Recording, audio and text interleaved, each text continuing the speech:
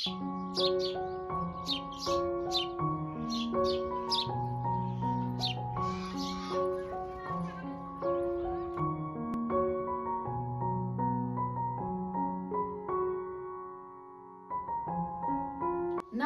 मंडळी, तुमचं खूप खूप स्वागत आहे आपल्या जंगल विलाज रेसिपीज मध्ये. जिथे चवीचा शोध संपतो तिथे आपल्या जंगल विलाजच्या रेसिपीज सुरू होणार. तर आज पुन्हा जंगल विलाज रेसिपीज मध्ये आम्ही बनवतोय काहीतरी खास. तर काय बनवतोय साठी? तर आज बनवायचं आहे आपल्या जंगल विलाज रेसिपी मध्ये पौष्टिक असे गव्हाच्या पिठाचे लाडू. तर कधीतरी गोड खावं वाटलं आणि घरामध्ये काही नसलं की झटकीपट होणारी ही रेसिपी आहे. गव्हाचं पीठ तर सगळ्यांच्याच घरामध्ये असतं, काही टाइम लागत नाही, अर्ध्या तासाच्या आत हे लाडू होतात आणि मुलांच्या डब्यामध्ये जर रोज एखादा लाडू दिला तर खूप छान. तर झटकीपट प्रसारासाठी सुद्धा आपण हे लाडू बनवू शकतो. तर अगदी लहानांपासून मोठ्यांपर्यंत आवडणारे असे लाडू आहेत. तर चला तर मग पाहू त्याची रेसिपी काय आहे ते. तर छानपैकी इथं चूल पेटलेली आहे आणि गव्हाच्या पिठाचे लाडू बनवण्यासाठी इथं ना घरचं तूप घेतलेलं आहे. गावरान तूप जर नसेल तर डालडा वापरला तरी चांगलं, पण डालड्याच्या कम्पेअर गावरान तुपामध्ये खूप छान लागतात हे लाडू. त्यानंतर गव्हाचं पीठ घेतलेलं आहे, साखर घेतलेली आहे, प्रमाण मी सांगते. आता कढई तापती आपली, आपण त्याच्यामध्ये तूप वितळायला टाकूया. तर इथं अंदाजे मी तूप टाकलेलं आहे, तुपाचं काही प्रमाण नाहीये, आपल्याला लगेच कळतं. जसं लागेल तसं तूप ऍड करायचंय आपल्याला याच्यात, जेणेकरून लाडू अगदी आपले छान होतात. अगोदरच जर एकदम भस्कन जर तूप टाकून दिलं तर लाडू बांधल्याच्या नंतर चपटे होतात. त्याच्यामुळे जसं लागेल तसं तूप इथं मी ऍड करणार आहे. तर साधारणतः आहे ना एक छोटी वाटीभर मी तूप इथं टाकलेलं आहे. तूप छान वितळलं आपलं, याच्यामध्ये गव्हाचं पीठ भाजून घ्यायचं. तर ते 3 वाट्या गव्हाचं पीठ घेतलेलं आहे, न चालता. याच्यामधला कोंडा तसाच आहे. ज्या वाटीने इथं गव्हाचं पीठ मोजलं होतं 3 वाट्या, त्याच वाटीने इथं 1.5 वाटी पिठी साखर घेतलेली आहे.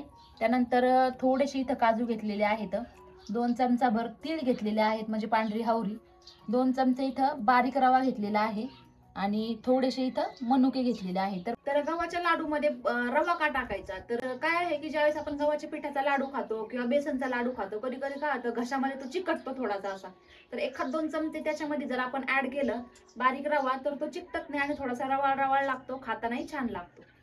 तर इथं पहा आपलं तूप छान असं गरम झालं. याच्यामध्ये हा सगळं आता गव्हाचं पीठ हे मी टाकून देते.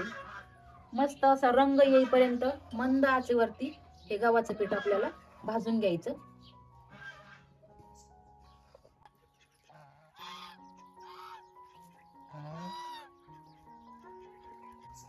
तर आता इथं काय चूल असल्यामुळे प्रश्नच नाही, गॅसवरती थोडासा टाइम लागू शकतो 15 ते 20 मिनिटं, पण चूल आहे त्याच्यामुळे मला कंटिन्यू 10 मिनिटं सुद्धा लागणार नाही याला भाजायला.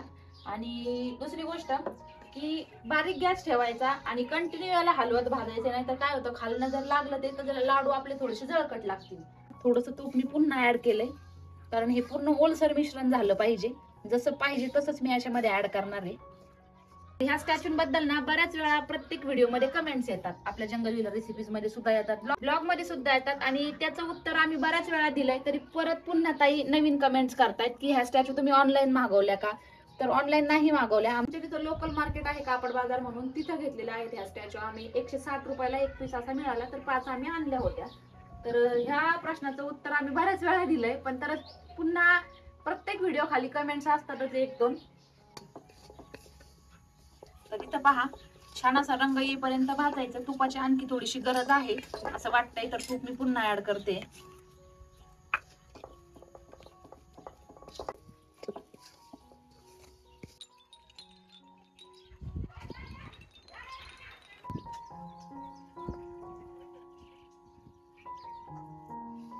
तर इथं पहा मस्त असं गव्हाचं पीठ आपलं खरपूस रंग येईपर्यंत भाजलंय.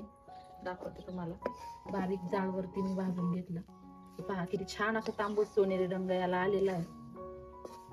हे पहा असं होईपर्यंत आपल्याला तूप टाकत जायचं. असं सोनेरी रंग येईपर्यंत आपल्याला छान असं भाजायचंय. तूप जसं लागेल तसंच आपण याच्यामध्ये ऍड करायचं. ज्या वाटीने आपण गव्हाचं पीठ आणि साखर मोजली त्याच 2 वाट्या याच्यामध्ये साधारणतः आतापर्यंत टाकलंय तूप.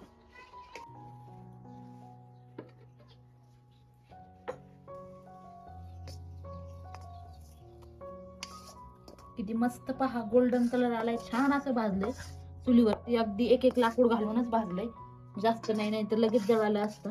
याच कढईमध्ये ना मी हा 2 चमचे रवा भाजून घेते हलकासा.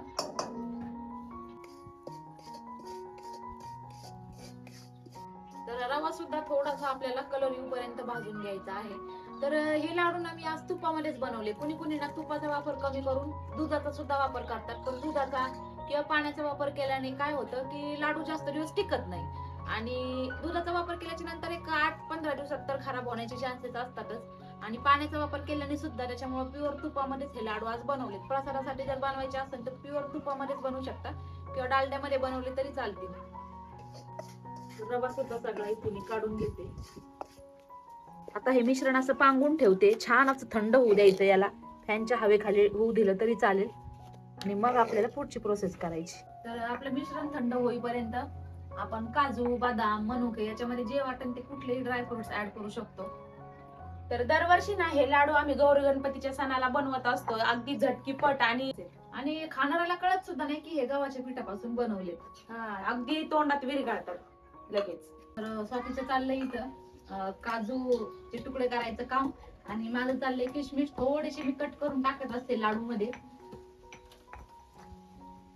तर हे मिश्रण ना पूर्णपणे थंड होऊ द्यायचं. अर्धा तास लागू, 1 तास लागू. थंड झाल्याशिवाय आपल्याला पुढची प्रोसेस अजिबात करायची नाही. जर गरम गरम याच्यात आपण याच्यामध्ये साखर वगैरे मिसळली तर लाडू पघळण्याची शक्यता आहे. तर आता याच्यामध्ये मी पिठी साखर घालून घेते. पिठी साखरेचं प्रमाण कमी जास्त गोडीनुसार करू शकता. कुणाला कमी गोड आवडत असेल तर कमी केली साखर तरी चालेल. त्यानंतर काजूचे तुकडे, त्यानंतर हावरी आणि त्यानंतर मनुक्याचे तुकडे. थोडीशी विलायचीची पावडर टाकली तरी चालेल. आता हे सगळं मिश्रण आपल्याला एकजीव करून घ्यायचं मस्त. तर इथे पहा मस्त आपलं पीठ झालेलं आहे. एकदम छान. जास्त पातळही नाही आणि जास्त घट्टही नाही. असा मुटका झाला की समजायचं पीठ मस्त झाले. जर तुम्हाला थोडंसं कोरडं वाटत असेल, अशी बाइंडिंग येत नसेल तर 1-2 चमचे गरम करून तूप वरनं टाकून परत मळून घेतलं तरी चालेल. आता आपण याचे लाडू वळूयात.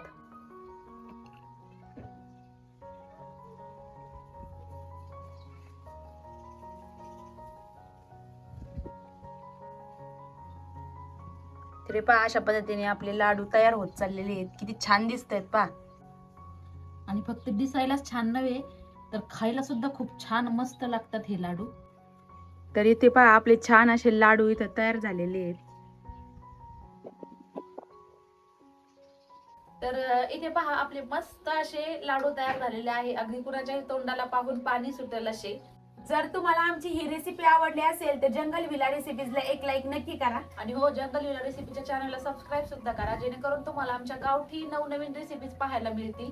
चला तर मग तोपर्यंत चुलीवरचे जेवण खात राहा, स्वस्त राहा, मस्त राहा. व्हिडिओ पाहिल्याबद्दल सगळ्यांना धन्यवाद.